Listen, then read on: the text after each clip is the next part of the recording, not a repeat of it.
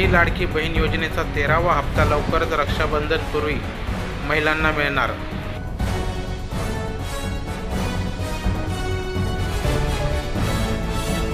माझी लाडकी बहीण योजनेचा 13वा हप्ता पात्र महिलांच्या बँक खात्यात जमा होणार।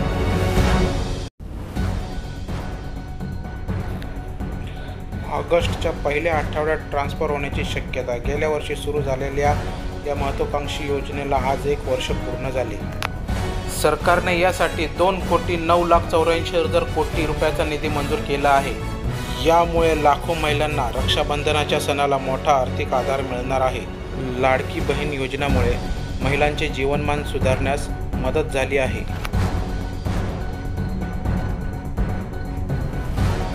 13वा हप्ता 9 ऑगस्ट रोजी थेट महिलांच्या बँक खात्यात जमा होणार आहे।